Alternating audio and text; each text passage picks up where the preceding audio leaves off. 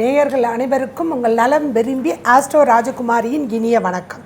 ஸ்ரீ காலபைரவரின் கருணையினாலும் அருளாலும் நோய் நொடி இல்லாமல் உங்கள் இல்லங்களில் எப்பொழுதும் இன்பம் பொங்கட்டும் என்று ஸ்ரீ காலபைரவரை வேண்டி வணங்கிக் கொள்கிறேன்.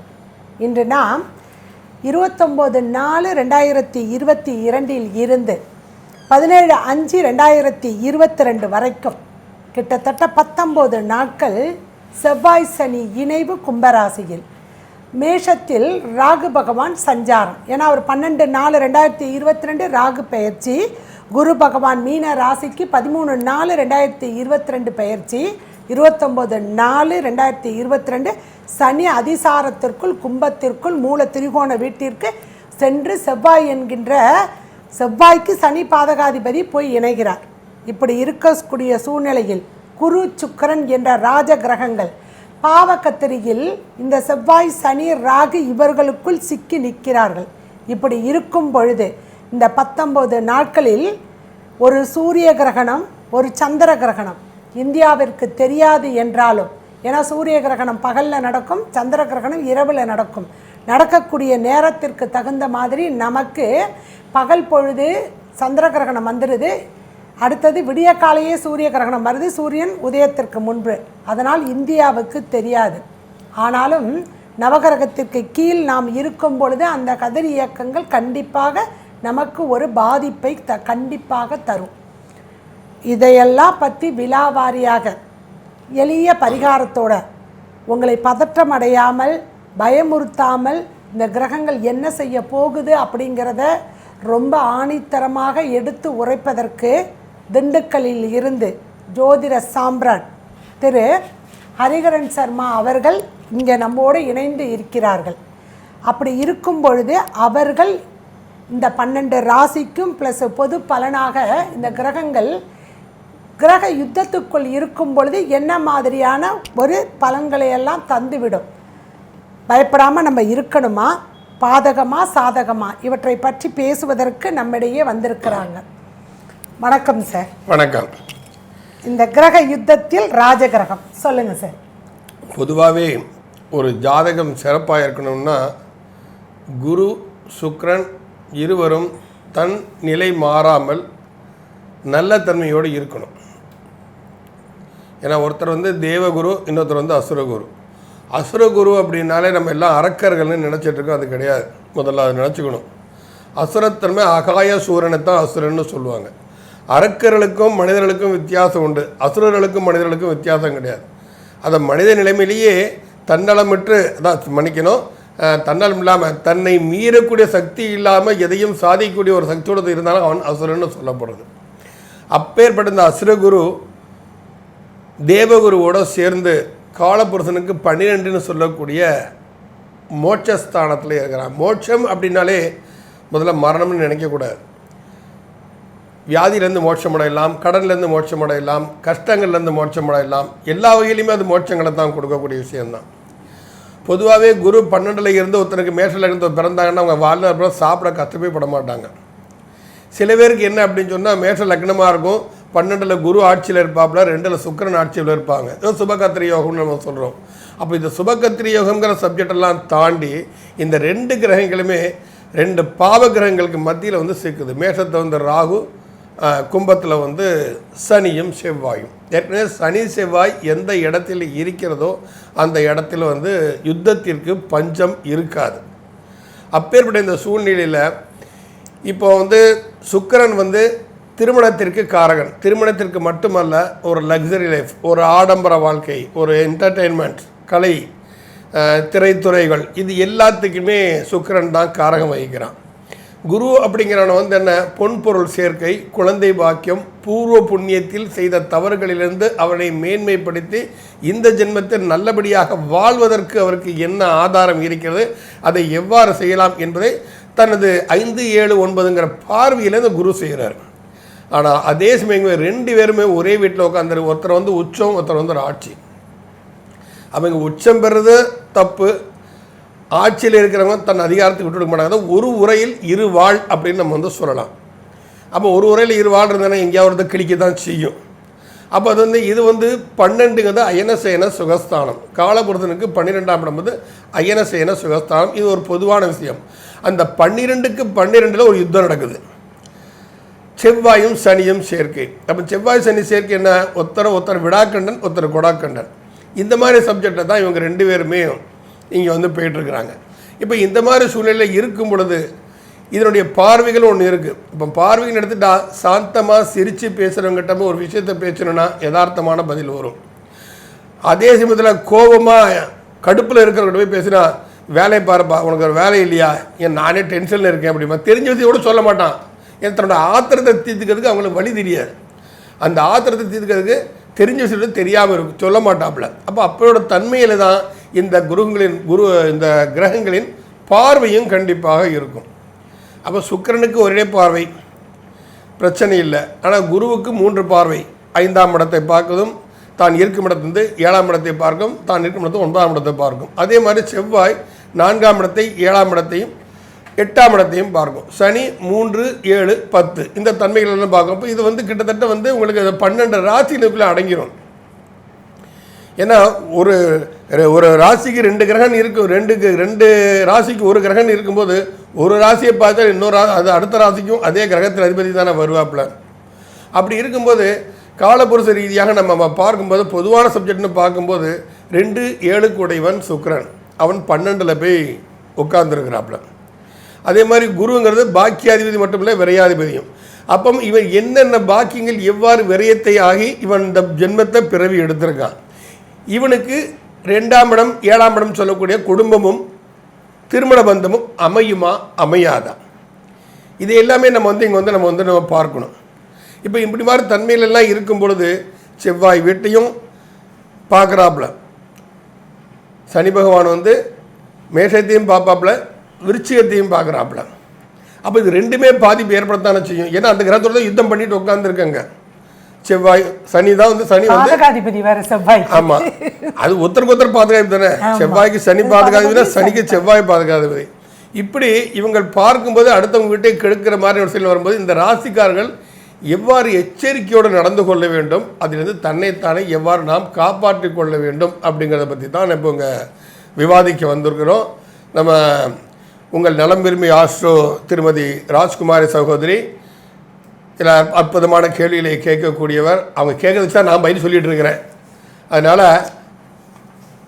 எல்லாருமே முதல்ல வந்து ஜோதிடம்ங்கிறது ஒரு எச்சரிக்கை உணர்வு, அதை மாதிரி நினச்சிக்கணும். பயமுறுத்தணும்னு நினைக்கவே கூடாது. முதல்ல இது வந்து இப்படி நடக்க சந்தர்ப்பங்கள் இருக்குன்னு, நல்லது நடக்கும்போது அது நடக்குமா நடக்கலையா கவலைப்பட வேண்டாம். ஆனால் கெட்டது நடக்குமோன்னு வரும்போது சற்று எச்சரிக்கை உணர்வோடு இருப்பது மிகவும் நல்லது. அதனால் பல்லருக்கு பார்த்துப்போ அப்படின்னு சொல்கிறோம். ஆமாம், அவ்வளோதான். இப்போ வந்து அதுக்கு என்ன குழந்தைக்கு தெரியாதுன்னு சொல்லிட்டு விட்டுருவோமா, தீயத்தோட போகும்போது அது உடம்பு ஓடி போயினா பிடிக்கத்தானே செய்கிறோம். குழந்தைய வந்து அது குழந்தை அதுக்கு என்ன தெரியணும்னா தீயால் சுடாமல் விட்டுருமா, சுடத்தான் செய்யும். அதே மாதிரி எச்சரிக்கையோட செயல்பட்டு உங்களையும் உங்கள் குடும்பத்தாரையும் நிச்சயமாக உங்களால் தற்காத்து கொள்ள முடியுங்கிறது தான் இந்த நிகழ்ச்சி. சார், இப்போது இந்த சூரிய கிரகணம் இந்த காலகட்டத்தில் வருது. 15 நாளைக்குள்ளே 2 கிரகணம் வந்துடுது. ஸோ இங்கே ஏற்கனவே பாவக்கத்திரிக்குள்ளே ராஜகிரகம் போய் மாட்டிக்கிடுச்சு, அது ஒன்று. அந்த காலகட்டத்தில் சூரியன் ராகுவோடு நடக்கக்கூடிய சூரிய கிரகணம் நல்ல அமைப்பு கிடையாது. ஏன்னா ராகுவோடைய நட்சத்திரத்தில் தான் சூரியன் நீச்சம். ஸோ இதை மாதிரி இருக்கக்கூடிய சூழ்நிலையில் சந்திர கிரகணம் கேதுவோடு சேர்ந்து வரப்போகுது. 15 நாள் இடைவெளிக்குள்ளே இந்தியாவில் தெரியாதுன்னு நம்ம எடுத்துக்கிட்டாலும் கூட சூரியன் கிரகணம் நடக்கக்கூடியது பரணி நட்சத்திரத்தில், அடுத்தது இங்கே விசாக நட்சத்திரத்தில் சந்திர கிரகணம் நடக்க போகுது. எப்பயுமே நம்ம சொல்லும் பொழுது ஒன்று வந்து குரு என்ற ஆன்மீகம், இன்னொரு பக்கம் சுக்கிரன் உச்சநிலையில் நின்று திரைப்படத்துறையில். ஸோ இங்கே 2லேயும் ஏதாவது ஆபத்துக்கள் இருக்கா இந்த மனிதர்களுக்கு? பொது பலன் நம்ம சொல்லிட்டு இருக்கும் பொழுது பொதுவாகவே என்ன அப்படின்னா, சூரியனோட ராகு சேர்ந்தாலே பித்ருவர்க்கம்னு நம்ம சொல்கிறோம். இந்த பித்ருவர்க்கம்னா அப்பாவைத்தான் பித்ருவர்க்கம்னு நம்ம சொல்லக்கூடாது. உலகத்தில் பிறக்கிற ஒவ்வொரு உயிரினங்களுக்கும் சரி, அது ஆணாகட்டும் பெண்ணாகட்டும், முதல் குரு வந்து அப்பா தான். அப்போ வந்து தந்தை ஸ்தானத்தில் உள்ள குருமார்களுக்கும் பாதிப்புகள் ஏற்படக்கூடிய சந்தர்ப்பங்கள் கண்டிப்பாக உண்டு. இதில் அவங்கள பாதுகாக்க வேண்டிய கடமை நமக்கு இருக்கிறது. இதைத்தான் நாங்கள் வந்து நான் பல சந்தர்ப்பங்கள் எல்லாத்தையும் இந்த இதில் பல விஷயங்களை சொல்லியிருக்கிறேன். பித்திரு கர்மாவை என்றைக்கும் விட்டு வைக்காதீங்க, அதில் பத்திரம் பாக்கியே வைக்காதீங்க. ஏன்னா கிரகணத்தப்ப செய்யும் பொழுது, அமாவாசை வரும்பொழுது பித்தர் வழிபாடுங்கிறது பல மடங்கு நல்ல ஒரு பலனை கொடுக்கும். சூரிய கிரகணம் மட்டுமல்ல, சந்திர கிரகணத்தையும் தர்ப்பணம் பண்ணணும், முன்னோர்காரம் பண்ணணும். ஒன்று தாய்ங்கிறோம், ஒன்று தந்தைங்கிறோம். நமக்கு அப்பா கடிப்பட்டானா அம்மா கடிப்பட்டானா, 2 பேரும் நம்ம பெற்றவங்க தானே, அவங்க 2 பேரும் சேர்ந்து தானே நம்ம வந்திருக்கிறோம். அப்போ 2 பேரையும் பாதுகாக்க வேண்டிய கடமை ஒவ்வொரு மனிதனுக்கும் கட்டாயம் உண்டு. அதனால சூரிய கிரகணம் நிகழ்க்குது அப்படின்னால் நிச்சயம் பெற்றோர்கள் மட்டுமல்ல, உங்களுடைய கீர்த்தி, புகழ், அந்தஸ்து, பதவி, இவை அனைத்துமே அதில் பாதிப்பிற்குண்டான சாத்தியக்கூறுகள். அரசியல்வாதிகள் சொல்லலாம். அதுக்கப்புறம் இப்போ பரணி நட்சத்திரம் நடக்கிறதுனால பரணி நட்சத்திரத்துக்கு அதிபதி சுக்கிரன், அவர் ஏற்கனவே பாவகத்திரையில் மாட்டிகிட்டு இருக்கிறாரு. திரைப்படத்துறைகள்லாம் கொஞ்சம் எச்சரிக்கையாக இருக்கணும். தேவையற்ற வசனங்கள்லாம் அதனால் ஒரு மக்கள் மத்தியில் ஒரு அவப்பெயர் உண்டாவதற்கு, அவப்பெயர் தேவையில்லாத ஒரு பிரச்சனைகள் உருவாவதற்கு உண்டான சாத்தியக்கூறுகளும் நிறையவே இருக்கின்றன. பேச்சு சுதந்திரம் இருக்குன்னு என்னத்தை வேணாலும் பேசிடக்கூடாது, யோசிக்கணும் இதெல்லாம். அதே மாதிரி குருவோட நட்சத்திரத்தில் தான் சந்திர கிரகணம் நடக்குது. அப்போ குருங்கிறது யாரு? குருன்னு நம்ம நினைச்சிட்டு இருக்கோம், ஒன்று புத்திரக்காரகன், பூர்வ புண்ணியக்காரகன். ஆன்மீகவாதிகள் இந்த போலீஸ் சாமியாரை நம்பி ஏமாற விஷயம் நம்ம நாட்டில் அளவுக்கு மீறி நடந்துக்கிட்டே இருக்குது. பகட்டு சாமியார். ஆமாம், இந்த ஒரு படத்தை இப்போ இன்றைக்கி தான் பார்த்த ஒரு மேட்டுக்குடின்னு ஒரு படத்தை ஒரு விஷயம் சொல்லுவான். எந்தவித உழைப்பும் இல்லாமல் சொகுசாக உட்காந்து சம்பாதிக்கிற ஒரே தொழில் இந்த சாமியார் வேஷம் தான்ப்பா அப்படிம்பான். இப்போ அது புரியல எனக்கு. மக்கள் எதுக்கு இவங்க பின்னால் போய் விழுறாங்கன்னு தான் தெரியல. ஜோசியரை பிடிச்சி திட்டுறாங்க, ஜோசியர் அப்படி சொல்லிட்டார் இப்படி சொல்லிட்டான்னு. அவங்க என்ன சொன்னாலும் சொல்லி போய் காலில் போய் விழுந்துடுறாங்க. நாம் காலில் விடுறதுக்கு தகுதி அவங்களுக்கு இருக்கான்னு நம்ம முதல்ல பார்க்கணும். நீங்கள் அதை நம்ம பார்க்கறதில்ல. அப்போ இந்த குருங்கிற வெறும் புத்திரனை மட்டுமல்ல, ஆன்மீகத்தை மட்டுமல்ல, பூர்வ ஜென்மத்தில் நீ என்ன செய்தாய் என்பதை உணர்த்துபவனும் இந்த குரு பகவான் தான். அப்போ என்ன, நீ ஆன்மீகத்துக்கு எதிராக செயல்படுறீங்கன்னா போன ஜென்மத்தில் இந்த மாதிரி போலிச்சாமியார் காலில் தான் போய் நீங்கள் கண்டிப்பாக விழுவீங்க. அதை ஏற்படுத்தி கொடுக்கக்கூடியது இதுதான். இதனால் நீங்கள் எதை செய்தாயோ அதுதான் உங்களுக்கு திரும்பி வரும். இந்த ஒரு படத்தை ஒரு பாட்டு கூட வரும், பந்து எடுத்து விட்டு இருந்தால் சுவர் மேல் பட்டது போல் திரும்பி வரும்னு ஒரு தலைவர் படத்தை ஒரு பாட்டு உண்டு. அதே மாதிரி நாம் எதை செய்கிறோமோ அதுதான் நமக்கு கொடுக்குது. நாம் நல்லா இருக்கோன்னா நாம் நல்லா செஞ்சுருக்கோன்னு அர்த்தம். நாம் கெட்டு போயிட்டோன்னா நாம் கெடுதல் பண்ணிக்கணும். இறைவன் சாட்சியாளராக மட்டும்தான் இருப்பானே தவிர இறைவன் எதையும் செய்வது இல்லை. இறைவனுடைய வேலையும் கிடையாது. ஆமாம், அது இறைவனுடைய வேலை இல்லை. அதெல்லாம் கவனிக்கிறதுக்கு தான் சூப்பர்வைசர்னு சொல்லி நோக்கரங்களை விட்டுட்டான். நம்மளாம் லேபர்ஸ், அது கீழே தானே சார் வாழ்ந்துகிட்டு இருக்கிறோம் நம்ம. அதனால இருந்தாலும் அது எந்த பாதையில் நம்மளை கொண்டு போகிறதுங்கிறத உணர்த்துறது இந்த ஜாதகம். இந்த ஜாதக கட்டங்களில் குரு பூர்வ புண்ணியஸ்தானம், ஒவ்வொரு லக்னத்துக்கும் ஒரு பூர்வ புண்ணியஸ்தானம்னு ஒன்று வரும். அந்த ஸ்தானாதிபதி அவன் எந்த நட்சத்திரத்தில் இருக்கிறான், அவன் ஏறிய நட்சத்திராதிபதி சாதகமாக இருக்கிறானா பாதகமாக இருக்கிறானா, இது மாதிரி பல விஷயங்களை தெளிவுபடுத்தக்கூடியதான் நம்ம குருங்கிறது. அப்போ அந்த குரு சுக்கிரன் 2 பேருமே பாபக்கத்திரில் சிக்கி இதே காலகட்டத்தை சூரியனும் போய் நேர போய் மேஷத்தை போய் ராகுவோட நட்சத்திரத்தில் உட்காந்து இருக்கிறதுனால முன்னோர்கள் வழிபாட்டுக்கு எவ்வளோக்களோ முக்கியத்துவம் கொடுக்குறீங்களோ அதுதான் ஒருத்தனை காப்பாற்றுமே தவிர கண்டிப்பாக ஆண்டவன் பக்கத்தில் கூட வரமாட்டார். அவர்களுடைய ஆசீர்வாதம் இருந்ததுன்னா அட்லீஸ்ட் நமக்கு தெய்வ அனுகிரகத்தோட தப்பிச்சு வெளியில வந்துடலாம். தலைக்கு ஊழி காலத்தில் எல்லாரும் சபையில் நிறுத்தப்படுவார்கள். இது இஸ்லாம் மதம் அதுதான் சொல்லுது. இஸ்லாம் மதம் இதுதான் சொல்லுது. கடைசியில் ஒன்றை கொண்டு நிற்காட்டும் போது ஒன்று நான் பூமியில் விருந்தினா அனுப்பினேன், நீ என்ன செஞ்சுட்டு வந்த, அங்கே போய் நான் முடிச்சிருக்கல அர்த்தமே இல்லை. அங்கே ஷுட் பி பனிஷ்டு. அங்கே இறக்கமே கிடையாது. இறைவனை போல கொடூரமான ஒருவர் தண்டனை கொடுக்கவே யாரும் கிடையாது. அதனால் ஆண்டவனை கும்பிடணும், ஆண்டவனை அழைச்சோன்னா ஆண்டவனுக்கு வேலையே இல்லையா, அவர் பாட்டு அவர் வேலையில் நிம்மதியாக கல்லாக உட்காந்துருக்கிறார். நீ செய்ய வேண்டியதை ஒழுங்காக செஞ்சிட்டிங்கன்னா மற்ற கிரகங்கள் ஆட்டோமேட்டிக்காக உங்களுக்கு வழியை விடும். ஸோ அதனால் நம்ம பெர்ஃபெக்ட் நம்ம வெளியே இருந்துக்கணும். இப்போ இந்த பூர்வ புண்ணிய ஸ்தானம் நமக்கு என்ன சொல்லுது? ஏற்கனவே பூர்வ புண்ணிய காரகன் குரு கெட்டு போயிட்டான். அப்போ பூர்வ புண்ணிய ஸ்தானம் நமக்கு என்ன சொல்லுது? அந்த ஸ்தானாதிபதி நமக்கு என்ன வேலை சொல்கிறாப்புல? அதே மாதிரி குடும்பஸ்தானாதிபதியும் களத்திரஸ்தானாதிபதியுமா சுக்கிரன் என்ன செய்யறான்? அவனும் அடிபட்டு போய் உட்காந்துருக்கிறாப்புலங்க, பாவகத்தில் சிக்கிட்டு உட்காந்துருக்கான். ஸோ பொறுப்பு யார்கிட்ட ஒப்படைச்சிருக்கோ அவங்க செயலிருந்து உட்காந்துருக்காங்க. சொல்லப்போனால் அவங்களுக்கு ஹை ப்ரெஷர் ஆயிடுச்சு, ஹார்ட் அட்டாக் அட்மிட் ஆகி உட்காந்துருக்காங்க ஹாஸ்பிட்டலில். அப்போது அந்த காரகத்துவம் போச்சு. அந்த காரகத்துவம் போச்சு, கண்டிப்பாக குடும்பத்தை குழப்பங்கள் வரும். பொருளாதார நெருக்கடி அதிகமாக இருக்கும். கண்டிப்பாக பொருளாதார நெருக்கடி அதிகமாகும். விலைவாசிகளாம் தாறுமாறமாக ஏறும். நம்ம ஊரில் ஏற்கனவே ஏறிட்டா இறங்குறது கிடையாது. பெட்ரோல் விலை ஏறும், தங்கம் விலை ஏறும், எல்லாம் ஏறத்தான் செய்யும். அதில் ஒன்றும் செய்ய முடியும். ஏரியாச்சுன்னு இறங்க போகிறது கிடையாது. ஆமாம், சுக்கரன் வெள்ளி டைமண்ட் அதுவும் ஏறப்போகுது. ஆமாம், எல்லாமே இந்த மாதிரி சூழ்நிலை இருக்கும் பொழுது இந்த காலபுருஷனுக்கு பாதகஸ்தானத்தில் வந்து கர்மகாரகன் போய் உட்காந்துருக்கான். இப்போ என்ன, மனுஷங்களுக்கு புத்தி தடுமாறி தேவையில்லாத தவறுகள் செய்து இதனால் உயிரிழப்புகள் அதிகமாக ஏற்படுற சந்தர்ப்பங்கள் இருக்கு. இதுக்கு எந்தவித ரீசனும் சொல்ல முடியாது. 10-5 புதன் வக்ரம் வேற. தொழில் பாதிப்புகள், ஆமாம், தொழில் பாதிப்புகளும் அதிகமாக வரும். ஒரே தொழில் தான் பார்க்குறவங்க எல்லாம் பேவிட போறாங்க. என்ன இவங்களுக்கு வேற வேலையை செவ்வாய் 4ஆம் பார்வையா புதனை பார்க்குறப்ப புதன் வக்ரம் ஆயிருக்காரு சார். உழைப்புக்கு இல்லாத தொழிற்சாலைகள் மூடப்படக்கூடிய இருந்தாலும் உங்க செவ்வாய் வந்து பாதகஸ்தானத்துல உட்கார்ந்து இருக்கிறாரு.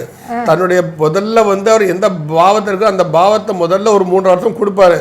அதுக்கு அடுத்த இது வந்து அதான் 1 மாசம் இருக்க போறாருன்னா 15 நாள் பாவத்தோட தன்மையை கொடுப்பாரு. அந்த 15 நாள் வந்து பாதகத்தன்மை தான் செவ்வாயும் செய்வார். சார், இப்போ செவ்வாய்ங்கிறது நம்ம எப்பயுமே மிலிட்ரி, போலீஸ், ஆர்மி இதெல்லாம் சொல்லிட்டு இருக்கிறோம் இல்லையா? சீருடை அணிந்தவர்கள் எல்லோரும் செவ்வாய். இந்த சனிங்கிறது பொதுமக்கள். இப்ப இந்த செவ்வாய் சனி ஒருத்தனுக்கு ஒருத்தர் பாதகாதிபதியாக லாபஸ்தானத்துல போய் உட்கார்ந்துருக்காங்க காலபுருஷனுக்கு. அப்படி இருக்கும் பொழுது மக்களால் காவல்துறைக்கு பிரச்சனையா இல்லை காவல்துறையால் மக்களுக்கு பிரச்சனையா? உட்காந்துருக்கிறது காற்று ராசியில, ராகு அங்கே நெருப்பு ராசியில் உட்காந்துக்கிட்டு திரிகோண 3ஆம் பார்வையில் பார்த்துக்கிட்டு இருக்காங்க. ராகு 3ஆம் பார்வை, சனி 3ஆம் பார்வை. இந்த நிலையில் என்ன மாதிரியான பலன்கள், பொது பலன்கள் இருக்கும்? ராகு வந்து சனி மன்னிக்கணும், சனி வந்து ராகுவை பார்க்கும்போது ராகுவோட வீரியம் அதிகமாகும். ஆமாம், ராகுவோட வீரியம் ரொம்ப கொடூரமாக இருக்கும் அந்த நேரத்தில் வந்து. ஏன்னா கர்மவினையின் தாக்கத்தை இந்த சனி வந்து ஆயுள் காரகன்னு சொல்கிறோம். ஒரு விஷயத்தை எல்லாரும் நினச்சிக்கணும், ஆயுளை நிர்ணயிப்பவன் தான் சனியை தவிர ஆயுளை முடிப்பவன் சனி அல்ல. சனிக்கு அதுக்கு சம்பந்தம் கிடையாது. ஆயுள் காரகன்னு சொல்கிறோம். ஆயுளை நிர்ணயிக்கிறான். இந்த பூமியில் இவன் பிறந்துட்டான், இவன் போன பூர்வ புண்ணிய கர்மாவை குரு என்கிட்ட ஒப்படைச்சிருக்கான், இந்த புண்ணியத்தை இவன் எந்த கர்மா செய்ய போகிறான், அதனால இவன் எத்தனை வயசு வரைக்கும் இவன் சுவாசம் வாசிக்கும், உனக்கு அவனோட சுவாசம் முடியக்கூடிய காலகட்டம் இது. அதை வந்து அது ஏற்கனவே ஆல்ரெடி எழுதி வச்சுருவாங்க. அந்த விஷயத்தை அந்த கிரகங்கள் எழுதி வச்சிரும். அதை முடிக்கிறது வந்து அந்த சனியோட வேலையே கிடையாது. அப்போது சனி வந்து ராகுவை பார்க்குறான். ராகு வந்து ரிலேஷன்ஷிப்பில் வந்து அவன் பாட்டன்காரங்க. இதனால தான் சொல்கிறேன், முன்னோர்கள் வழிபாடு அது வந்து ரொம்ப முக்கியமான விஷயம். அப்போ காற்று ராசியில் இருக்கக்கூடியவங்க, கும்பத்தில் பிறந்தவங்க, கும்பராசியில் பிறந்தவங்க, அவிட்டம் 3-4 பாதம், சதயம் 4 பாதங்கள், பூரட்டாதி 1-2-3 இந்த பாதத்தில் பிறந்தவங்கெல்லாம் வந்து எடுத்துடணுமா, நீர்நிலைகளில் சென்று முன்னோர்களுக்கு தர்ப்பணங்கள் செய்வது, அது போன்ற காரியங்களை செய்வதற்கு முடியாமல் செய்ய வேண்டும் தவிச்சிருக்கிறவங்களுக்கு உதவுறது, இதெல்லாமே வந்து கண்டிப்பாக செய்யணும். அதே சமயம் இந்த ராசியில் பிறந்தவங்க நிச்சயமாக என்வி சாப்பிட்றவங்க இருந்தாலும் ஆடு கண்டிப்பாக சாப்பிடக்கூடாது. ஆடை சாப்பிட்டாலும் பிரச்சனைகள் வரும். இந்த போலீஸ் மக்கள் எங்கே பிரச்சனை, ஏற்கனவே ஒரு பதட்டமான ஒரு சூழ்நிலையில் தான் நம்ம இருக்கோம். ஏன்னா சனி பொதுமக்கள், சூரியன் என்கின்ற அரச கிரக ராகு கிட்ட போய் சிக்கிக்கிடுச்சு. இப்போ பொதுமக்களுக்கிட்ட காவல்துறை எப்படி நடவடிக்கை எடுக்கும்? மக்களை பொறுத்தவரைக்கும் என்னன்னா, நாம் செய்யறது தப்புங்கிற எண்ணமே அவங்களுக்கு இருக்காது. யாருக்கு? மக்களுக்கு. அப்போ அதிகாரத்தை கையில் வச்சிருக்கிற காவல் அப்படின்னு காவல் இடத்துல நீங்கள் வெறும் போலீஸ்காரன் மற்றவங்க சொல்றீங்களா? கலெக்டரும் காவல் தான், தாசில்தாரும் காவல் தான், ஏன் மினிஸ்டரும் காவல் தான். அப்போது இவங்க அதிகார துஷ்பிரயோகங்கள் நடப்பதற்கு உண்டான சாத்தியக்கூறுகள் நிறைய இருக்கின்றன. தேவையற்ற துப்பாக்கி சூடு, லத்தி சார்ஜ் பண்ணுறது, கண்ணீர் புகை வீசுவது, இதனால் ஒரு அவப்பெயர் ஏற்படுவதற்கும் பொறுமை இழந்துருவாங்க. ஒரு லிமிட்க்கு மேலே பேசினா பொறுமை இழந்துறாங்க. பொதுமக்கள் செய்யக்கூடிய அபாயம் மற்ற எல்லாரையும் சேர்த்து பாதிக்கும், நல்லவங்களையும் சேர்த்து பாதிக்கும். அதனால ஒரு காழ்ப்புணர்ச்சி வரப்போகுது போலீஸ் மேலே. தப்பு பண்றவங்க பிளான் பண்ணி பண்றான், ஆனா தப்பே பண்ணாதவங்க என்ன சிக்கிட்டு தவிப்பாங்க. ராணுவம் மாட்டியிருக்கேன் சார் இப்போ இந்த காலகட்டம். ஏன்னா அதுக்குள்ள வராது. ஏன்னா இந்த யுத்த பதட்டம் இதெல்லாம் பாரதத்தை பொறுத்த வரைக்கும் ராணுவம் வந்து சேஃப் ஆயிரும். ஏன்னா அதை வந்து நம்ம இந்த அரசாங்க ரீதியாக பார்த்தோம் அப்படின்னு சொன்னால் ரஷ்யாவோட நெருங்கிய நண்பர் இது நம்ம இந்திய பாரதம். இது வந்து பல விஷயங்கள் அது உண்மைன்னு நிரூபிக்கப்பட்டிருக்கு. ஸோ அதெல்லாம் இப்போ விழாவாரியாக நம்ம பேச வேண்டிய அவசியம் கிடையாது. அது நிறைய விஷயத்தில் ரஷ்யாவோட பாதுகாப்பு இல்லைடா 1962 இந்தியாவோட கதி அதோ கதி தான். சுதந்திரம் அடைஞ்சு 15 வருஷத்தை திரும்ப அடிமையாக வேண்டிய நாடு தான் இந்தியா. அதுக்கு ஃபுல்லாக நீ காப்பாற்றி சேவ் பண்ணது ரஷ்யா தான். ஆனால் ரஷ்யாவுக்கு எதிராக என்றைக்குமே பாரதம் போகாது. பாரத பொறுத்த வரைக்கும் சேஃப். என்ன சப்போர்ட் பண்ணவா வேண்டாமா ஒரு தடுமாற்றம்ங்கிறது கண்டிப்பாக வந்துடும். அரசியல் தலைமைக்கு ஏற்படும், கண்டிப்பாக வரும். அந்த ப்ரெஷர் இருந்துகிட்டே ஆமாம். இருக்கும். நமக்கு ஒரு பயம் இருந்துகிட்டே இருக்கும். செய்யலைன்னா செய்யலேம்பாங்க, செஞ்சா நம்பிக்கை துரோகம் பண்றாங்க. நண்பர்களுக்கு ஒரு அமைதி நாடுன்னு வேற பேர் வாங்கி வச்சிருக்கோம். ஆமா, நண்பர்களுக்கு வந்து விசுவாசமா நடந்துக்கலைன்னு ஒரு தன்மை வரும். உதவி செய்யலை, உதவிக்கர நீட்டலை அப்படின்னு. ஓகே சார், பொது பலன்களை பார்த்துக்கிட்டு இப்போ நம்ம இருக்கிறோம். அடுத்தது இந்த கிரக யுத்தத்தில் 12 ராசிகளுக்கு என்ன மாதிரியான பலன்களை எல்லாம் தரப்போகின்றன கிரகங்கள் அப்படின்னு விலாவாரியாக ஒவ்வொரு ராசிக்கும் சார் சொல்ல போகிறாங்க. வாங்க ராசிக்குள்ளே போகலாம். முதல்ல மேஷ ராசி. மிதுன ராசி நேயர்களே, உங்கள் ராசியில் மிருகசீரிஷமம், திருவாதிரை, புனர்பூசம்னு 3 நட்சத்திரம் இருக்குது. ஏற்கனவே அஷ்டம சனியால் அவதிப்பட்டுக்கிட்டு இருந்தீங்க. இப்போ 10ஆவதுக்கு 9ஆம் இடத்துல பாக்யஸ்தானத்தில் போய் சனி பகவான் அதிசாரத்தில் உட்காந்துட்டாரு. அவர் கூட 6க்கும் 11க்கும் அதிபதி செவ்வாய் பகவான் போய் உட்காந்துருக்காரு. குரு பகவான் 7க்கும் 10க்கும் அதிபதி உங்கள் ராசிக்கு பாதகாதிபதி 10ஆம் இடத்துல போய் குரு உட்காந்துருக்காரு. யார் கூட? பூர்வ புண்ணியாதிபதி விரையாதிபதி என்று சொல்லக்கூடிய சுக்கிரனோட இணைஞ்சு 10ல் உட்காந்துருக்காரு. லாபஸ்தானத்தில் ராகு உட்காந்துருக்காரு. உட்காந்தவர் சும்மா உட்காந்துருந்தாலும் லாபத்தை ஏதோ கொஞ்சம் கொடுத்துருவார். கூட சூரியன். இப்படி இருக்கக்கூடிய சூழ்நிலையில் செவ்வாய் குரு 2மே பகை கிரகம். தர்ம கர்மாதிபதி என்று சொல்லக்கூடிய 9, 10 இந்த 2 இடத்துக்குள்ளார செவ்வாய் சனி சேர்க்கை 9ல், 10ல் குரு சுக்கிரன், 11 வரக்கூடிய லாபத்தில் சூரியன் ராகு. இவர்கள் அமர்ந்திருக்கக்கூடிய வேளையில் பூர்வ புண்ணிய புத்தி என்று சொல்லக்கூடிய இடத்தில் கேது பகவான்.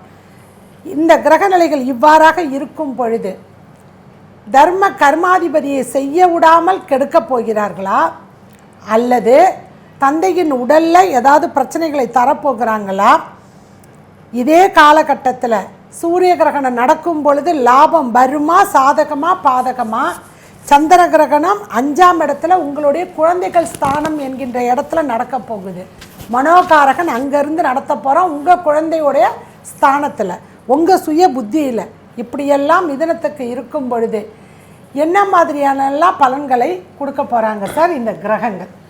பொதுவாகவே மிதுன ராசின்னு எடுத்துக்கிட்டிங்கன்னா இதில் என்ன அப்படின்னு சொன்னால் உங்களுடைய அதை மன்னிக்கணும், உங்களுடைய முயற்சி ஸ்தானத்து வந்து செவ்வாய் சனியோட பார்வை இருக்கும். இப்போ முயற்சி ஸ்தானத்தை செவ்வாய் சனி 2 பேரும் பார்த்தால் ஒருத்தன் கொடுப்பான், ஒருத்தன் கெடுப்பான். இப்போ இதில் என்ன அப்படின்னு சொன்னால் மிதுன ராசிக்காரங்கள் மிகவும் மிகவும் அமைதி கடைப்பிடிக்க வேண்டும். புத்தி பேதலித்து தெரியக்கூடிய ஒரு காலகட்டம்னு இந்த காலகட்டம் சொல்லலாம். ஷார்ட் பீரியடு, பயப்பட வேண்டாதுக்காக. 19 நாள் தான். ஆமாம், பயப்பட வேண்டாதுக்காக. இன்னும் எந்த ஒரு திடீர் முடிவு எதையும் எடுக்காதீங்க. உங்களை சாதகமாகவே நடக்கிறதாலும் பொறுமையை கடைப்பிடிங்க. அப்போ தான் பெரிய இழப்புலேருந்து நீங்கள் காப்பாற்றப்படுவீர்கள். அதை நம்ம வந்து பார்க்கணும். அதே சமயத்தில் உங்கள் சுகஸ்தானத்தை வந்து உங்களுக்கு மாரகாதிபதி குருவும் விரையாதிபதி சுக்கிரனும் வேறு சேர்ந்து பார்க்குறாங்க. அப்போ சுகத்தை சுக்கிரன் கொடுப்பான், குரு அதை தடுப்பான். என்ன சொல்லும் தடுப்பான் அப்படின்னா, இவனுக்கு இந்த அளவுக்கு மீறி கொடுக்காத, இவன் தறிகட்டு திரிவான், தன்னிலை மறைந்து திரிவான் அப்படிமா. இப்போ மிதுனத்துக்கு ஒரு 2 விதமான ஒரு பாதிப்புகள் இதில் இருக்குது. அதை பார்க்கணும். என்ன அப்படின்னு சொல்லப்போனா இதில் பயப்படுறதுக்கு ஒன்றும் கிடையாது. தாய் தந்தையர்களின் உடல்நிலையில் மிகுந்த அக்கறை செலுத்த வேண்டும். தாயார் ஸ்தானத்தையும் தந்தை ஸ்தானத்தில் வந்து செவ்வாய் சனி சேர்க்கையும் சற்று அவ்வளவு சாதகமல்ல. ஏன்னா தாயார் ஸ்தானத்தை மாரகாதிபதி பார்க்குறான். தாய்க்கு சுகர் கம்ப்ளைண்ட் வருவதற்கு சாத்தியக்கூறுகள் அதிகமாக இருக்கின்றன. இந்த சுகர் கம்ப்ளைண்ட்னால் கொஞ்சம் உடல் ரீதியான பாதிப்புகள், கை கால்களில் அடிபடக்கூடிய ஒரு தன்மை, வயிற்று பிரச்சனை வருவதற்குண்டான சாத்தியக்கூறுகள் எல்லாம் கொஞ்சம் தாயாருக்கு இருக்கிறது. அதே சமயத்தில் பாக்கியஸ்தானத்தில் கர்மகாரகன் பேரும் உட்கார்ந்துருக்கான். கர்மகாரகன் மட்டுமல்ல, ருணரோக சத்ருஸ்தானாதிபதியாக செவ்வாயும் அங்கே போய் உட்காந்துருக்கார். அப்போ லாபஸ்தானம் இல்லையா அப்படின்னு ஒரு கேள்வி வரும். அப்போ ருணரோக சத்திரத்தை வந்து அதிகப்படுத்துறது தான் லாபம்னு என்ன, சுப லாபமா அசுப லாபமா, இதை நம்ம பார்க்கணும். லாபம்னாலே கெயின்னு நினைக்கக்கூடாது. அப்போ வந்து என்ன அப்படின்னு சொன்னால் தந்தையின் உடல்நிலையில் பாதிப்புகள் ஏற்படுவதற்குண்டான சாத்தியக்கூறுகள் நிறைய இருக்கின்றன. தந்தைக்கு நோய்வாய்ப்படுவதற்குண்டான சாத்தியக்கூறுகள் இருக்கின்றன. இப்போ தர்ம கர்மாதிபதி யோகம்னு எடுத்துக்கிட்டால் நீங்கள் தர்மத்தை செய்தால் கர்மத்திலிருந்து காப்பாற்றப்படுவீர்கள். தர்ம நிலையை தவறும்போது கர்மம் தானாக தன் வேலையை செய்துவிடும். இதெல்லாம் என் தலையெழுத்துன்னு அப்புறம் நீங்கள் போக வேண்டி வரும். ஸோ இந்த மாதிரி தன்மைகள்லாம் கொஞ்சம் அதிகமாகவே மிதுன ராசிக்காரர்களுக்கெல்லாம் இருக்கிறது. அதனால் இந்த 19 நாட்கள் வந்து மிதுன ராசிக்காரர்கள் பொதுவாக ஈஸ்வரோ ரட்சதி அப்படின்ற அமைதி காட்பது நல்லது. விஷ்ணு சஹஸ்ரநாம பாராயணம் படிப்பர் மிகுந்த நற்பலன்களை கண்டிப்பாக உங்களுக்கு கொடுக்கும். ராசி அதிபதி 12ல் போய் உட்காந்து அடுத்தது பார்த்தீங்கன்னா வக்கரத்தில் வர போறாரு. ராசி அதிபதி 10ஆம் தேதிக்கு அப்புறம். ஆமாம், இப்போ வந்து செவ்வாயோட பார்வை வேறு அந்த இடத்துக்கு இருக்கும். ஆமாம், திரிகோண சந்திப்பு. 6ஆம் அதிபதி 12ஆம் அதிபதியோடு சம்பந்தப்படுறார். 6ஆம் அதிபதி பாக்கியஸ்தானத்தில் இருந்து 12ஆம் அதிபதியோட சில வீட்டில் வந்து வயதான பெற்றோர்கள் இருந்தால் கர்மகாரியங்கள் செய்வதற்குண்டான ஒரு தன்மையும் நடப்பதற்குண்டான சாத்தியக்குறைகள். நீங்கள் தயாராக இருங்க, ப்ரிப்பேராக இருங்க. எதுக்குமே நல்லா அவங்க ஆயுள் அவங்களோட இதை பொறுத்து இதை கொண்டாந்து கோச்சாரம் செஞ்சு கொடுத்துரும். ஆமாம், அதாவது தற்காப்பு கல்யாணம் காட்சி மற்ற கிரகப்பிரவேசமாகட்டும் மற்ற என்ன சுப நிகழ்ச்சியிலும் நம்ம பிளான் பண்ணி செய்கிறோம். அப்படின்னா பணங்களை ஏற்பாடு செய்கிறோம். ஆனால் அந்த இறப்புன்னு ஒரு விஷயம் இருக்கு இல்லையா, அது வந்து நம்ம கையில் எப்போ நடக்குன்னு தெரியாது. எந்த நேரத்தில் கையில் காசு நேற்று தான் கொண்டு எஃப்டியில் போட்டு வந்திருப்போம் ரூபாயை, இன்றைக்கி வந்துருச்சு அப்படின்னா குறைஞ்ச ஒரு மாதம் ஆகட்டும், அப்போ தான் எப்படியோ க்ளோஸ் பண்ண முடியும் நம்ம. இப்போ வந்து எடுக்க வேண்டிய சூழ்நிலைக்கு வந்துருச்சு, அப்பாவுக்கு இந்த மாதிரி ஆகிப்போச்சு, அப்புறம் வரதுக்குள்ள அர்த்தம் இல்லை. அதனால் அதை கொஞ்சம் எச்சரிக்கை உன்னோட. தாய் தந்தை விஷயத்தில் எதிர்பாராத செலவுகள் வருவதற்குண்டான சாத்தியக்கூறுகள் கொஞ்சம் இருக்கின்றன. ஆமாம் சார், செவ்வாய் வந்து 4ஆம் பார்வையாக ராசி அதிபதியை பார்க்குறாரு. திரிகோண சந்திப்பில் ராசியையும் பார்க்குறாரு. 10ஆவதுக்கு ராசி அதிபதி விரயத்தில் வந்து உட்காந்துட்டாரு புதன் பகவான். வக்கரம் வேற ஆரம்பிக்க போகிறாரு. எல்லாமே கொஞ்சம் ஒரு பாதகமான ஒரு சூழ்நிலை தான் நடந்துக்கிட்டு இருக்குது. ஏன்னா அதில் இன்னொன்று என்னென்னா, பொதுவாகவே ஒருத்தனோட ஆயில முடிச்சு வைக்கிறதுல புதன் அதிக மகத்துவம் வகிக்கிறான். அப்போ அவன் போய் விரயத்தில் உட்காந்துருக்கிறான். அப்போ தாய் தந்தையர்கள் விஷயங்களில் கொஞ்சம் எச்சரிக்கையாக இருப்பது நல்லது. கொஞ்சம் பார்த்துக்கணும், பார்த்து தான் நீங்கள் நடக்கணும், அதுதான் நல்லது. அதே சமயத்தில் உங்கள் பூர்வ புண்ணிய ஸ்தானத்தை முயற்சி ஸ்தானாதிபதியாக சூரியன் உடைய பார்வை இருக்கிறது. லாபஸ்தானத்தை ராகு இருக்கிறது. பூர்வ புண்ணிய ஸ்தானத்தை வந்து முயற்சி ஸ்தானாதிபதியை பார்ப்பது அப்படின்னா எடுக்கக்கூடிய முயற்சிகள்லாம் ஒரு நற்பலன்களை தருவதற்கும் சாத்தியக்கூறுகள் நிறைய இருக்கின்றன. உங்கள்கிட்ட உள்ள ஒரே பெரிய வீக்னஸ் என்ன அப்படின்னா செயல் தடுமாற்றங்கள். அது யதார்த்தம், எல்லாருக்கும் வரக்கூடாது. ஆனால் நான் செய்வது தான் சரிங்கிற பிடிவாத குணம் உங்கள்கிட்ட இருந்துச்சுன்னா அது ரொம்ப நீங்கள் கண்டிப்பாக அவாய்ட் பண்ணணும். இப்போ இந்த மாதிரி காலகட்டத்தில் என்ன செய்யறது? அடுத்தவங்க பேச்சு கேட்டு போக வேண்டியதான். அப்பா அம்மா பேச்சு கேட்கறது, அண்ணன் தம்பிகள் பேச்சு கேட்க விடாது. 9ஆம் இடத்துல தான் சொல் புத்தி, அங்கதான் சனி செவ்வாய் இருக்கு, கேட்க விடாது. அதுக்கு தான் இறை வழிபாடை கொண்டு போகணும்னு நம்ம சொல்றது வந்து காரணம். இங்கு நமது புத்தி செயல்படலையோ அங்கே வந்து அடுத்தவங்க புத்தியும் போது அடுத்த புத்தியில் வெறும் மனசனை மாத்திரம் இல்லை, இறைவனை நீ என்னை என்ன பண்ணுன்னு நினைக்கிறியோ கொஞ்சம் சொல்லிட்டு பண்ணுப்பான்னு விழுந்துட வேண்டியதான் அங்கே இல்லை. அதைத்தான் அந்த வந்து நீங்கள் அங்கே வந்து செய்ய முடியுமே தவிர மற்றபடி வந்து நமக்கு தெரியும், நான் படிச்சிருக்கிறேன், என்னால் எல்லாம் சாதிக்க முடியும், கான்ஃபிடன்ஸ் தப்பே கிடையாது. ஆனால் ஓவர் கான்ஃபிடன்ஸ் ஒன்று இருக்குது. அதில் வந்து ரொம்ப ரொம்ப ரொம்ப மோசமான விஷயம். எனக்கு தெரியுங்கிறது வந்து கான்ஃபிடன்ஸ். எனக்கு மட்டும்தான் தெரியும், என்னால் மட்டும்தான் முடியும், நான் சாதித்து காட்டுன்னு சொல்றது ஓவர் கான்ஃபிடன்ஸ். எப்போ விடாலும் எதிர்மறை விளைவுகள் நடக்கலாம். அதை வந்து நாம் தான் புரிஞ்சுட்டு நடக்கணும். அதுக்கு தேவையான புத்திசாலித்தனத்தை தான் உங்கள் ராசியாதிபதி கொடுக்கக்கூடியவர். உங்கள் ராசியாதிபதியே புத்திக்கு அதிபதி. அப்போ அதிலிருந்து சிந்தித்து செயலாற்றுவது உங்களுக்கு மிகுந்த ஒரு சாதகமான சூழ்நிலை இருக்கும். அதாவது பாசிட்டிவாக நடக்குதோ இல்லையோ, நெகட்டிவான விஷயங்கள் நடக்காமல் இருப்பதற்கு கண்டிப்பாக அந்த புத்தி வந்து துணை புரியும். அதை மாத்திரம் வந்து நீங்கள் யோசித்து செய்யுங்க, அவசரப்படக்கூடாது. அதே சமயத்தில் குழந்தைகள் சம்மந்தப்பட்ட விஷயத்தை முயற்சி ஸ்தானத்தை வந்து அந்த முயற்சி ஸ்தானாதிபதி சூரியன் உச்சத்தில் அமர்ந்து கொண்டு குழந்தை விஷயத்து குழந்தைகள் வந்து படிப்பில் அதிக ஆர்வம் காட்டுவாங்க. அவங்க படிக்க விரும்புகிறாங்கன்னா அவங்க படிக்க வைங்க. சின்ன குழந்தைகள் படிக்கத்தான் செய்வாங்க. உயர் படிப்பு இருக்கு இல்லையா, மேற்கல்வியெல்லாம் இருக்கு இல்லையா, அவங்கெல்லாம் வந்து ஒரு நல்ல இடத்த படிக்க விரும்புகிறாங்கன்னா படிக்க வைங்க. அவங்கள படிக்கிறதுக்கு வந்து அவசரப்பட வேண்டாம். இல்லை கொஞ்சம் இல்லை நம்மளால் பொருளாதாரம் நம்ம சரியில்லை, கொஞ்சம் நாள் ஆகட்டும், இல்லை அடுத்த வந்து ஒரு வருஷத்துக்கு கொஞ்சம் ரெஸ்ட்டு, அடுத்த வருஷம் பார்த்துக்கலாம், இந்த இதெல்லாம் பண்ணாதீங்க. அதே சமயத்தில் திருமண காலகட்டத்தில் இருக்கக்கூடியவங்களுக்கு வந்து கண்டிப்பாக திருமணம் பண்ணுங்கள். அந்த சுகம் அவங்களுக்கு அதை அனுபவிக்கக்கூடிய காலகட்டம். ஏன்னா சுகஸ்தானத்தை வந்து குரு பகவான் பார்வை இருக்கிறது. அப்போ 7ஆம் அதிபதிங்கிறது நலத்தரஸ்தானம். அப்போ களத்திர ஸ்தானாதிபதி சுகஸ்தானத்தை பார்க்கும்போது திருமண வயதுங்கிறது வந்து எல்லாத்துக்குமே ஒரு 24 வயசு திருமண வயதுங்கிறது. இந்த 24 வயசுக்குள்ள அனைவருக்குமே திருமணத்திற்குண்டான ஒரு பந்தத்தை இறைவன் கொடுக்கிறான். நாம் அதை பெறுவதற்கு தயங்கிறோம். கேட்டால் எங்கிட்ட வந்து எந்த ஒரு ஆதாரமும் இல்லை, நான் எதை நம்பி நான் கல்யாணம் பண்ணிக்காமாங்க. அந்த காலத்தெல்லாம் வந்து குடும்ப கௌரவத்தை பார்த்து பொண்ணு கொடுத்தாங்க, பொண்ணு எடுத்தாங்க. வருமானத்தெல்லாம் பார்த்ததில்லை. இவங்களால் செய்ய முடியும், இவங்க கௌரவத்தை விட்டு கொடுக்காமல் வாழக்கூடியவங்க, நம்ம பிள்ளை ஒன்று அடித்து துரத்த மாட்டான், கண்டிப்பாக வந்து எப்படியாவது வாழ வச்சுருப்பான். அந்த மாதிரி ஒரு தைரியம் இருந்து இன்றைக்கி அந்த தைரியம்லாம் கிடையாது. எல்லாருமே படிச்சிருக்காங்க.